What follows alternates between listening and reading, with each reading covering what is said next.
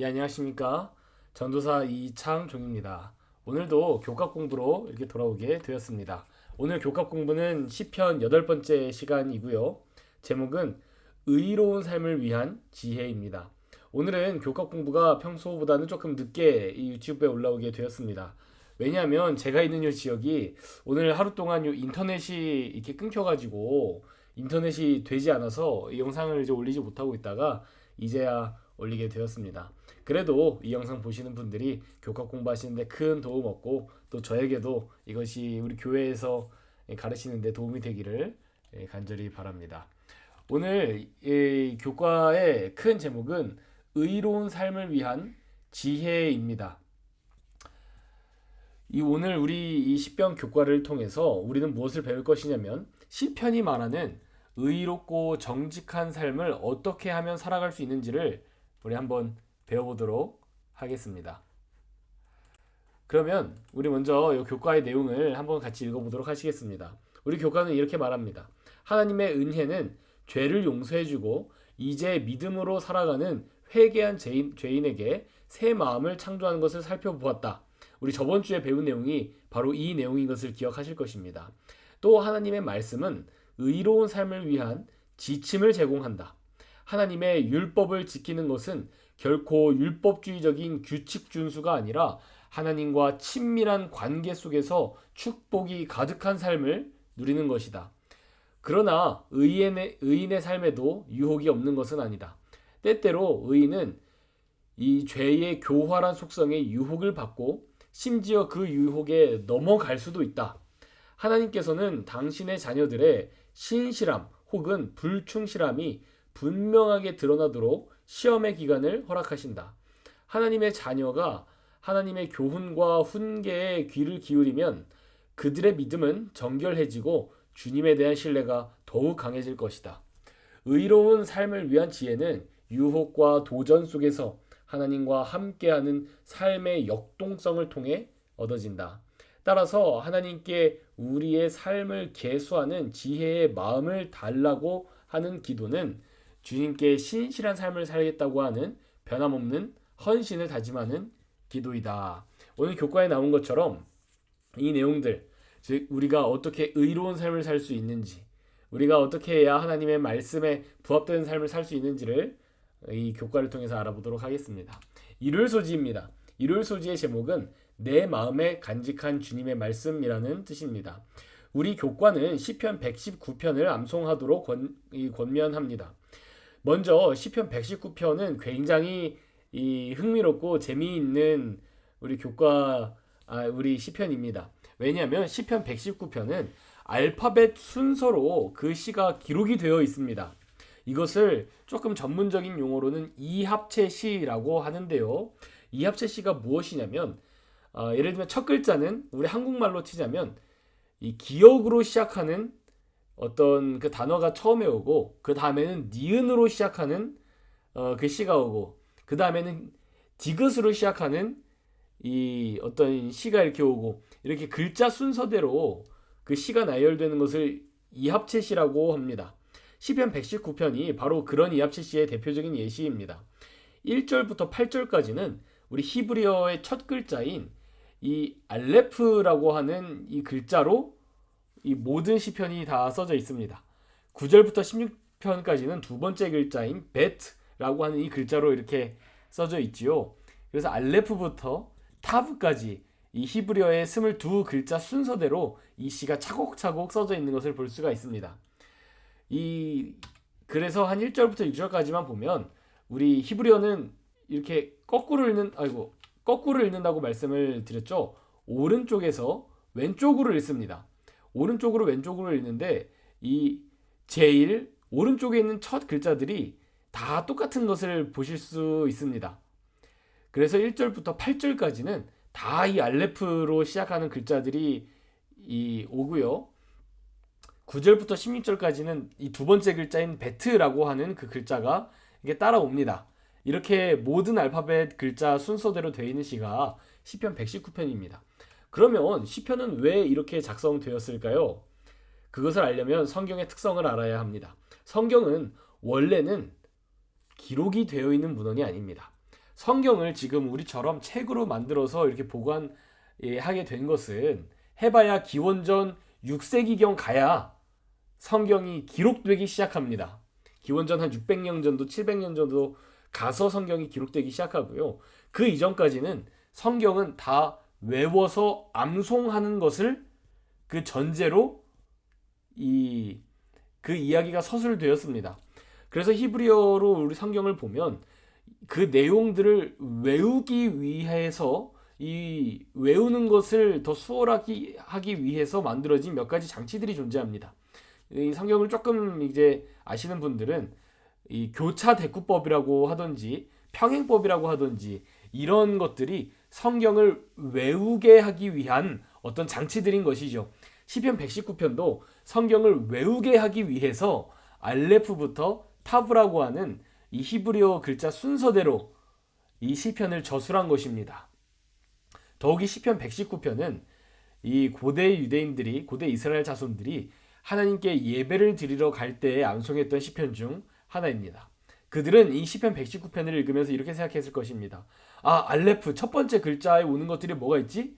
그래서 첫 번째 이런 글자, 이런 말씀들이 이렇게 오고, 그래서 다 암송하고 나면 두 번째 글자인 이 베트로 시작하는 그 시가 어떻게 되더라? 이렇게 기억하면서 이것을 알레프부터 타브까지 외우면서 성전으로 갔을 것입니다. 그래서 시편 119편에 나오는 이 시들은 이 알파벳 순서를 읽자면 우리들의 어떤 신앙의 순서를 나타내 줍니다. 우리의 신앙이 점점 앞으로 나가면서 우리가 신앙을 처음 시작했을 때 그 마음부터 아주 신앙이 무르익을 때까지 가는 그 인생의 여정을 이 시편 119편으로 표현한 시가 바로 이 시편입니다. 그래서 이 알레프에는 어떤 얘기들이 나올까요? 그것은 이제 하나님의 말씀을 처음 만난 사람들이 어떤 신앙이 올바른 삶인지 그것을 이 알레프 첫 글자인 1절부터 8절에 기록이 돼 있는 것입니다. 자, 이 119편 1절은 이렇게 시작합니다. 행위가 완전하여 여호와의 법에 행하는 자가 복이 있으며, 우리들의 신앙이 여기서부터 시작한다고 하는 것입니다. 이 시편을 우리 좀 히브리어로 읽으면 이렇게 읽을 수 있습니다. 아시레이 타민메이 데렉 하홀르킴 베토라트 아도나이, 이렇게 읽고요. 제가 첫 번째, 두 번째 강의 때 우리 어떤 것을 말씀드렸냐면, 히브리어는 특히 시편을 읽을 때 평행법으로 이렇게 앞에 절과 뒤에 절이 굉장히 연관이 있습니다, 이렇게 읽어야 된다라고 말씀을 드렸고요. 그것을 표시해 놓은 게, 우리 마소라 유대인 학자들이 표시해 놓은 게 요 가운데 있는 어떤 요 위로 뾰족 솟은 글자와 끝에 있는 이 막대기로 된 글자, 여러분이 잘 보이진 않으실 것입니다. 이 글자로 그것을 구분한다고 말씀드렸습니다. 이 글자를 기준으로 이것을 직역하면 이렇게 직역할 수 있습니다. 복이 있도다, 행위가 완전한 사람, 하나님의 율법을 걷는 사람, 이렇게 얘기할 수 있습니다. 이 시편은 무엇이라고 얘기하냐면, 행위가 완전한 사람이 누구냐면 하나님의 율법을 걷는 사람이 행위가 완전한 사람이라고 하는 것입니다. 또 하나님의 율법을 걷는 사람이 행위가 또한 완전한 사람이라고 하는 것입니다. 이 두 개의 의미가, 윗구절과 아랫구절의 의미가 똑같다고 하는 것을 이렇게 나타낸 것입니다.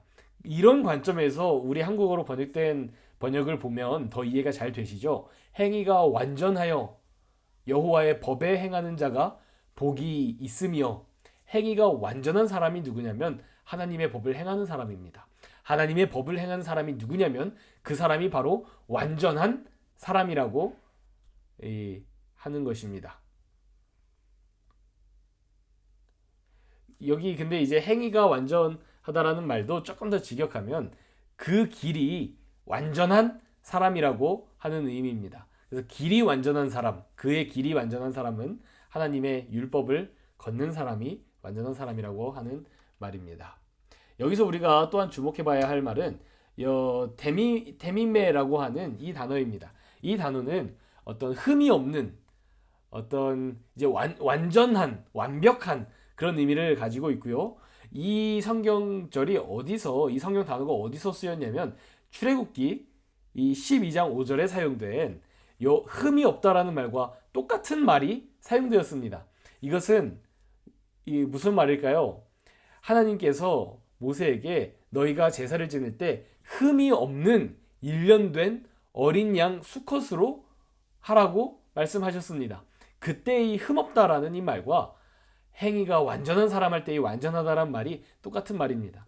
즉 행위가 이 하나님의 율법을 걷는 사람은 어떤 사람이냐면 하나님께 이 바쳐지기에, 하나님께 용납되기에 이 적합한 사람이라고 하는 그런 의미를 가지고 있습니다. 이제 교과의 내용도 한번 살펴보시겠습니다. 우리 교과의 내용은 제가 밑줄 친 부분들만 좀 이렇게 읽겠습니다. 성경은 매일의 믿음의 삶을 하나님과 함께 그의 의의 길을 걷는 순례로 묘사한다. 더럽히지 않았다는 것은 하나님께서 받으실 수 있는 흠 없는 제사를 의미한다. 하나님의 계명을 지킨다는 것은 결코 하나님의 규례를 율법주의적으로 지키는 것이 아니다. 반대로 그것은 옳고 그름과 선과 악의 차이에 대한 좋은 분별력을 가지는 것이며 단순한 외적 행동이 아닌 전인적인 것이다. 자신을 더럽히지 않고 하나님의 계명을 지키며 전심으로 하나님을 찾는 것은 각각 분리할 수 없는 삶의 총체적인 태도다. 우리 교과가 이렇게 이야기합니다. 이 말씀이 맞습니다. 성경은 우리의 삶을 하나님과 함께 걷는 의의 길로 묘사합니다. 그 길을 걷는 우리는 하나님께서 받으실 수 있는 흠 없는 제물이 되어야 하는 것이죠. 어떤 사람들은 율법을 지킨다고 하는 것을 굉장히 부정적으로 생각하는 사람들이 있습니다. 율법은 우리가 버려야 하는 것이고, 율법은 우리를 속박하는 것이고, 그와 반대대로 은혜는 우리를 구원하는 좋은 것이라고 하는 이런 이분법적인 생각을 가지고 있는 사람들이 있습니다. 그러나 시편은 그렇게 이야기하지 않습니다. 시편은 하나님의 말씀, 하나님의 계명을 지키는 것은 그것이 참 선하고 아름다우며 그리스도인들이 응당해야 하는 일이라고 이야기하는 것입니다. 우리 다음 월요일 소지도 한번 보도록 하시겠습니다. 월요일 소지의 제목은 우리에게 우리의 나를 계수함을 가르치사, 이렇게 제목이 붙었습니다. 우리 이 교과는 시편 90편 12절을 읽어보라고 권면합니다. 시편 90편 12절은 이제 이렇습니다. 우리에게 우리 날 계수함을 가르치사 지혜로운 마음을 얻게 하소서, 이렇게 이야기합니다. 우리 히브리어로는 이렇게 쓸 수 있습니다. 림노트 야멘누 켄호다 벤 나보 르바브 하크마. 이것을 직역하면 이렇게 직역할 수 있는데요. 우리 날 계수하기를 가르치소서, 지혜를 우리 마음에 주소서, 이렇게 번역을 할 수 있는데요. 이 말도 마찬가지로 평행법으로 보자면 우리가 우리 날 계수하기를 아는 것과 지혜를 아는 것이 똑같은 말이라는 의미입니다. 자, 이런 관점으로 우리가 월요일 소식 교과도 읽어보도록 하겠습니다. 성경에서 지혜는 단순한 지성이 아니라 하나님께 대한 경외심을 의미합니다. 우리에게 필요한 지혜는 우리 날 세는 법을 아는 것인데, 우리의 날을 셀 수 있다는 것은 우리의 시간이 끝이 있다는 것, 즉 우리가 유한한 존재임을 안다는 의미입니다. 지혜로운 삶이란 인생의 덧없음을 인식함으로 믿음과 순종으로 하나님께 나아가는 삶을 의미한다고 이야기합니다. 우리 교과가 무엇이라고 얘기합니까? 우리가 우리의 날이 유한하다고 하는 것, 즉 우리의 이 인생이 영원하지 않고 덧없다고 하는 이것이 바로 하나님을 경외하는 근거가 된다고 하는 것입니다.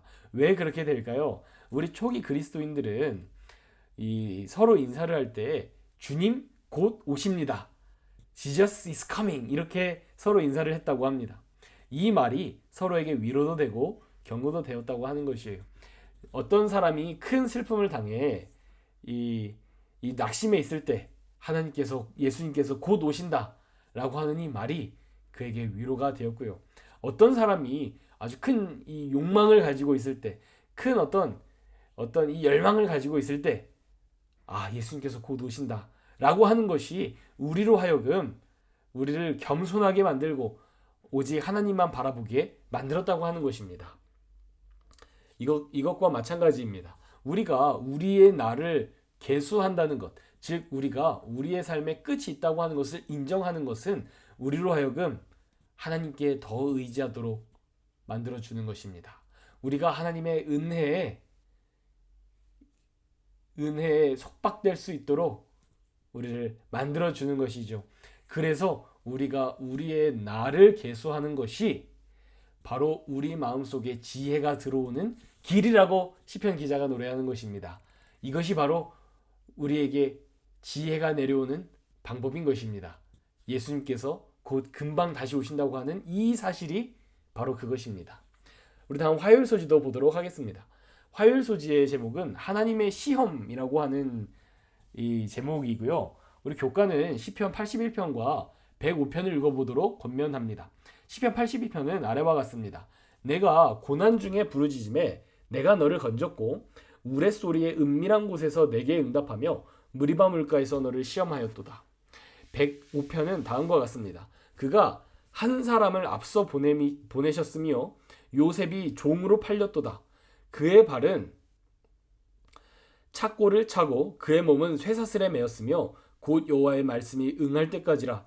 그의 말씀이 그를 단련하였도다. 이 두 성경절입니다.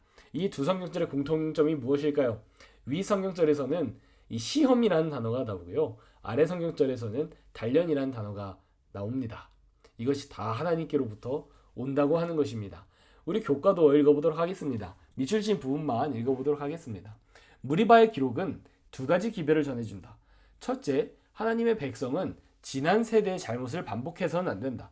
대신 그들은 하나님을 신뢰하고 그분의 길을 따라야 한다. 둘째, 비록 백성들이 시험에 실패했지만 그들이 어려움에 처했을 때 하나님께서 그들을 구해 주셨다. 자, 이렇게 이야기합니다. 무리바의 기록은 여러분들이 다 아실 것입니다. 이스라엘 백성들이 마실 물이 없어서 모세에게 이렇게 항의했던 그 기록이 이 무리바의 이야기입니다. 출애굽기 17장에 나오는 이야기이고요. 이 이야기를 시편에서 다시 인용합니다. 인용하면서 특이한 점이 무엇이냐면 출애굽기에서는 이스라엘 자손들이 하나님이 그들과 함께 계신가 아닌가를 시험해봤다. 즉 사람이 하나님을 시험해봤다라고 이야기합니다. 그런데 시편에서는 반대로 하나님께서 이스라엘 자손들을 시험해 보셨다고 하는 것이에요.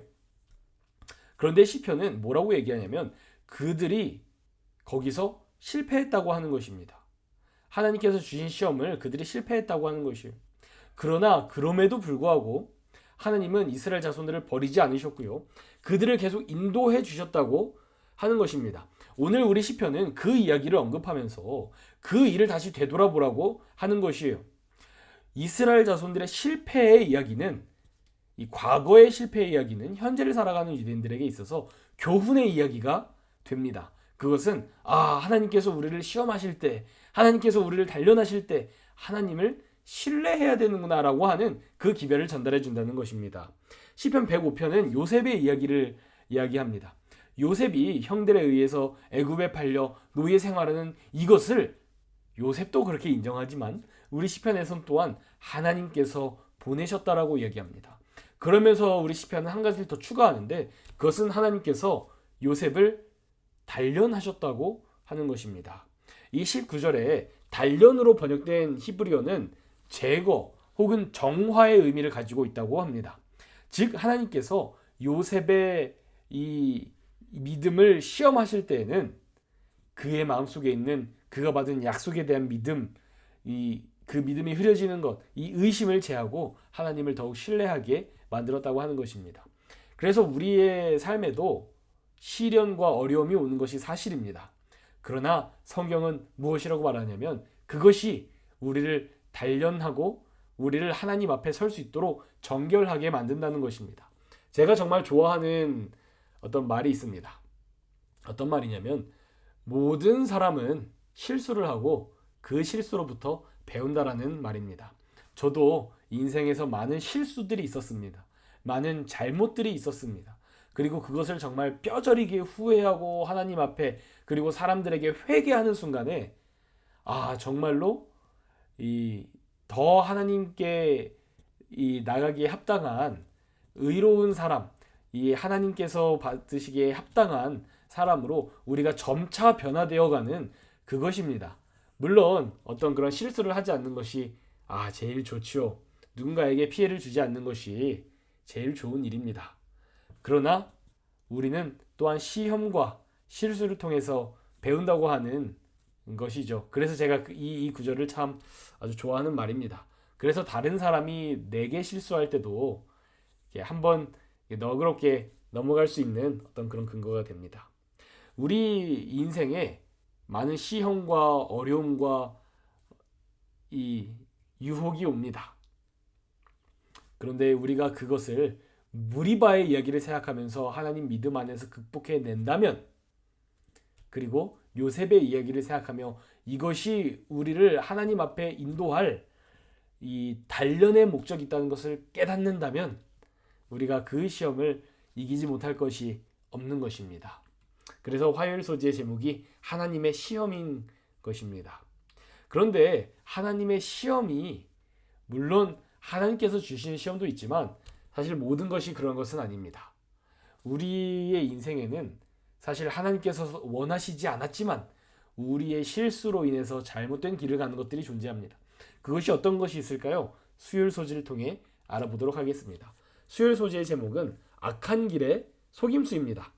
교과는 시편 141편과 시편 1편을 읽어보도록 권면합니다. 141편을 읽어보도록 하겠습니다. 내 마음이 악한 일에 기울어 죄악을 행하는 자들과 함께 악을 행하지 말게 하시며 그들의 진수성찬을 먹지 말게 하소서. 시편 1편은 이렇습니다. 복이 있는 사람은 악인들의 꾀를 따르지 않고 죄인들의 길에 서지 아니하며 오만한 자들의 자리에 앉지 아니한다고 하는 것입니다. 시편 기자들이 사람이 타락하는 일이 있다는 것을 인정하면서 그렇게 되지 않는 방법이 있는데 그것을 무엇이라고 제시하냐면 악한 자들과 함께 어울리지 않는 것입니다. 교과도 함께 읽어보도록 하겠습니다. 우리 교과는 이렇게 이야기합니다. 시편 141편은 유혹의 점진적인 성격을 보여준다. 첫째, 마음이 악으로 기울어지고요. 둘째, 유혹은 반복하여 악을 행하게 하고요. 셋째, 그 마음은 악인의 진수성찬에 참여하고 그들의 악행을 바람직한 것으로 받아들이게 한다는 것입니다. 마찬가지로 시편 1편 1절에서도 유혹은 하나님의 자녀로 하여금 악인의 꾀를 따르고 죄인의 길에 서고 마침내 오만한 자들과 함께 앉게 함으로써 주님의 길을 걷지 못하게 한다. 우리는 악인, 죄인, 오만한 자들과 같이 되지 말고 그들이 우리를 주님에게서 멀어지게 해서도 안 된다 라고 이야기합니다. 우리를 사탄이 유혹하는 방식 중에 하나가 뭐냐면 바로 큰 죄를 짓게 하는 것이 아니고 점진적으로 죄를 짓도록 만드는 것입니다. 그래서 죄를 죄라고 인식하지 못하게 만들어 버리는 것이죠. 이런 경험들을 우리 인생에서 한 번쯤은 다들 해보셨을 것이라고 생각합니다. 저도 이 교인이 아닌 사람들과 함께 일을 하기도 하고요. 친구로서 어울리기도 합니다. 그러면 그들이 어떤 하는 말들이나 행동들이 사실 굉장히 선하지 않은 경우가 많이 있습니다. 그러나 그런 것을 계속 접하고 그런 사람들과 계속 어울리면 뭐라고 느껴지냐면 저것이 별게 아니구나. 저게 그냥 뭐 할 수 있는 거구나 라고 생각하게 만든다고 하는 것이죠. 이것이 제가 어떤 드라마라든지 영화 같은 것들을 잘 접하지 않는 이유 중에 하나입니다. 드라마나 특히 이제 영미권의 어떤 드라마나 영화들을 보면 어떤 남녀 간의 관계라든지 어떤 범죄를 저지른다든지 하는 이런 것들이 굉장히 당연하고 아무것도 아닌 것처럼 묘사되는 그런 매체들이 굉장히 많습니다. 그리고 처음에는 그런 것들을 볼 때 저건 영화니까 저건 드라마니까 이렇게 생각하지만 그걸 계속 접하고 계속 접하게 되면 저 정도는 별거 아니구나. 저 정도는 다 할 수 있는 거구나 라고 사람을 그렇게 생각하도록 만든다는 것입니다.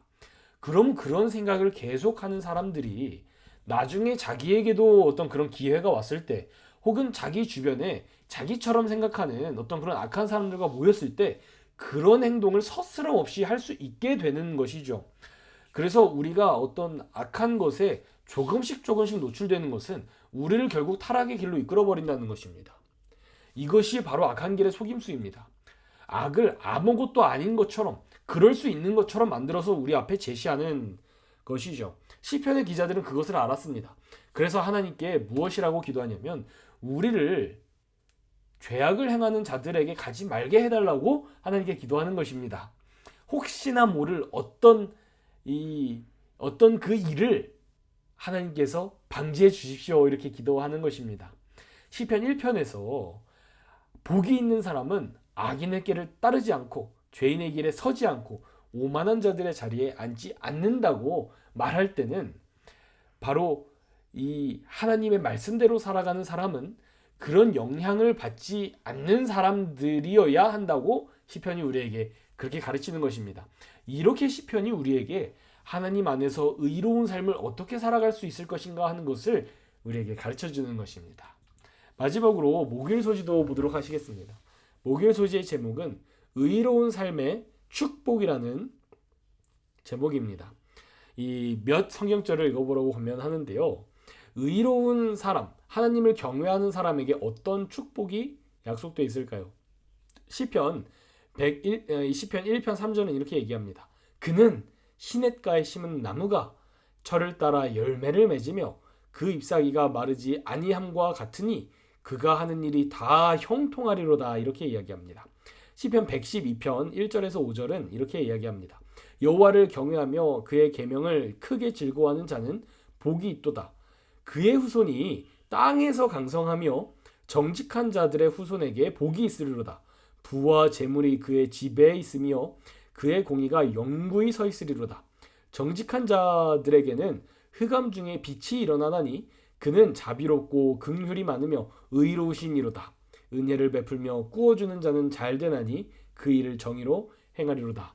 우리 시편은 하나님의 말씀대로 사는 사람들에게 축복과 은혜가 내릴 것을 고백합니다. 그래서 우리 목요일 소지에서도 이렇게 이야기합니다. 주님을 경외하는 사람에게 약속된 많은 복 중에서 아마도 가장 큰 복은 평화일 것이다. 시편 1편은 의인을 시냇가에 심은 나무가 철을 따라 열매를 맺고 잎사귀가 마르지 않는 것에 비유한다. 이 비유는 모든 복의 근원을 하나님의 성소에서 하나님의 임재 안에 거하며 하나님과 중단 없는 사랑의 관계를 누리는 것으로 정의한다. 불안정하며 거쳐도 미래도 없는 겨로 묘사되는 악인들과는 다르게 의인은 뿌리가 있어 열매를 맺는 나무처럼 하나님과 영생에 가까이 있다, 그렇게 이야기합니다. 하나님의 말씀대로 살아가는 것은 이 땅에서도 우리에게 축복이 됩니다. 우리에게도 이 땅에 살아갈 때 축복이 된다고 하는 것입니다. 그런데 또한 어떤 복이 있냐면 우리들에게 영원한 생명을 주는 저 하늘의 축복도 있다고 하는 것입니다.